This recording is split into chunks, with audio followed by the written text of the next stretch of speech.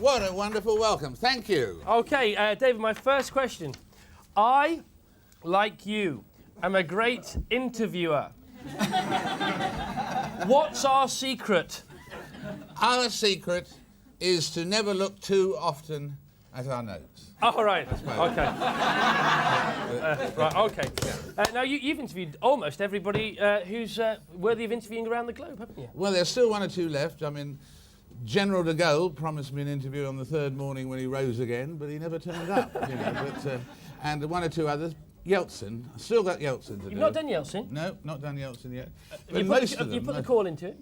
Fun? Have you put yes, the call and you into get letters back and maybe...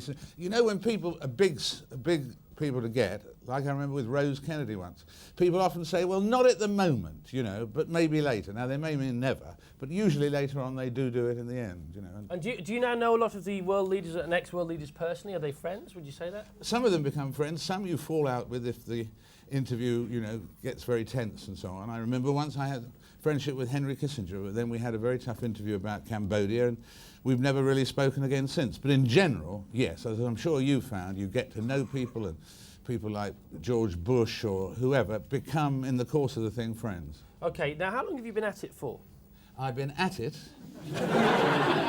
but coming back to interviewing, actually the very first interview I ever did was in fact in these very studios. You're joking? With Billy Graham in 1964. Okay. In these very... We didn't have quite the same set, I remember. No bands, just hymns, you know. No hers at all either. But first interview ever in here. So were you nervous at your first interview? Well, I don't normally get nervous. I was really excited. Don't you get... You laser in on something before a show, but the excitement carries you on, the adrenaline, you know. Now, we're going to see David in action. Just three out of the last 30-odd years. Yeah. Here we go. Some people write about you as if you're reckless and, quote, ruthless. I said reckless. Ruthless we'll come back to in a minute.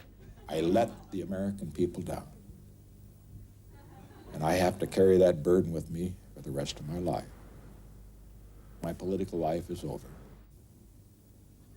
I'm sorry. Prime Minister, you said that in '83, and the ministers knew in November '82. Do you think, Mr. Frost? That was incorrect. What you said. Do you think, Mr. Frost, that I spend my days prowling round the pigeonholes of the Ministry of Defence to look at the chart of each and every ship? If you do, you must be bonkers.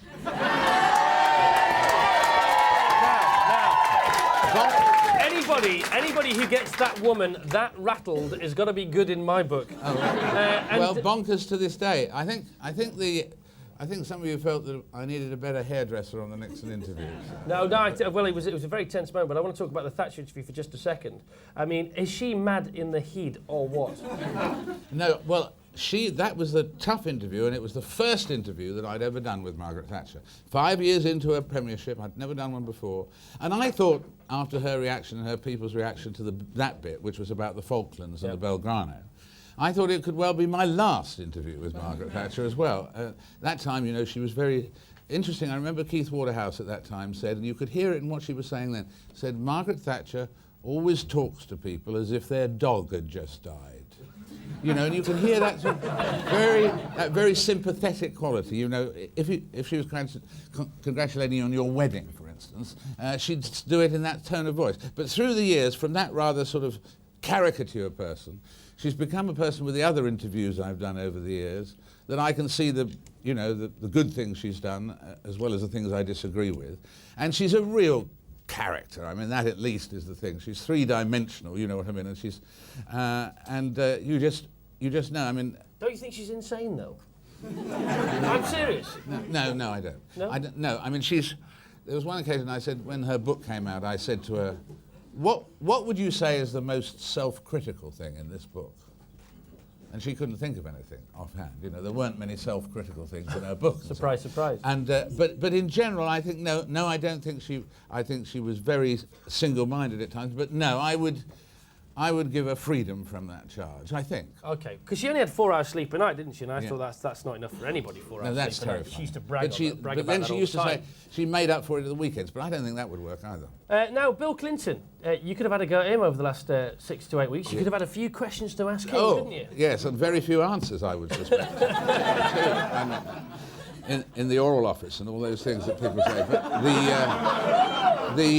But that's because they do a lot of talking. Yes, I know they do. I do. And I think it would be fascinating to talk to him, but he ain't going to be talking now. Someone said, for instance, that people write about the fact at the moment that the White House is divided into different lobbies. And they said, well, there have to be different lobbies because Bill Clinton can only talk to his lawyers. Right. Because anyone else would have to testify what he'd said. And therefore the aides can't talk, to Clinton. Therefore the aides can only talk to Hillary and the lawyers can talk to Hillary, and that gives Hillary a position in the middle. You can see how it's a divided place. But he's been under some sort of indictment or other for so long that he hasn't really done a wide-ranging Have you put the call in? Have you put the call in? Oh, yes. The call's in? The call's in. What about... The call's been in for a while. Yeah. What about Mr. Saddam? Well, now, Mr. Saddam, Margaret Thatcher attacked him very much in an interview just after the Kuwait invasion, and we automatically asked him to put his side of the case. And by 6 weeks later, Yep. they replied and said they wanted to do an interview. This was just before the war. But we were just about to go to full war at that point. And I'd seen an interview that he'd done with CNN. And by the time it went from him to his interpreter, and you didn't know whether his interpreter was accurately interpreting, on to the next interpreter and back, it became an absolutely propaganda vehicle, unless you could speak Arabic and interrupt him. Do you know what I mean? Right. And know what he said. So I thought 6 weeks before war, you can't give a platform like that to the enemy. Now, today, well, it's not quite the same sort of war, but I guess one might feel the same, because unless you can really, get to somebody, I mean... Is the call in? Not this time. Not this time, No, all right. no calls to there. Now, you also do through the keyhole. So you do these really heavyweight, the President Nixon, you do the Kennedys, you do the Prime Ministers, you do Thatcher, and you do through the keyhole. That's right. And you love both, don't you? I love it. Have you ever met Lloyd Grossman, though? No, who is he, that guy? Who is that guy with a strange accent? No, I have indeed met him, and he's a very warm and wonderful human being. And he goes off to these houses, of course, and I don't, and I have the people there in the studio. And he's very good at that. And we had some marvellous ad-libbers on that show. There was one house, a guy, which was absolutely featureless. The extraordinary house, absolutely, each wall was absolutely plain, nothing at all. Terrible house to talk about, terrible house to look at. And it went to the panel, it went to Alan Corrin, and he said, I think this house is a terrorist safe house.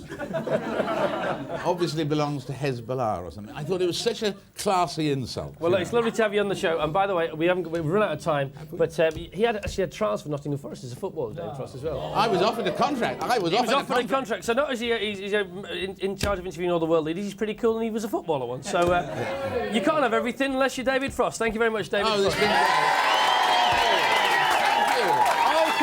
Thank you. Still to come on the show, Kathy Burke's going to be here. But now, ladies and gentlemen, we have the second band of this evening. Nathan? Oh, right. Sorry. David's going to introduce them, aren't you, David? All right. Oh, sorry, Nathan, I completely forgot. Never mind. I can't do an impression of Nathan, but I would if I could. Now, a true rock and roll band in the traditional sense from Manchester. This is their new single. It's in the shops now. It's called What Time Is It? So let's say hello, good evening and welcome. Or as Rory would put it, hello, good evening and welcome to the Dust Junkies.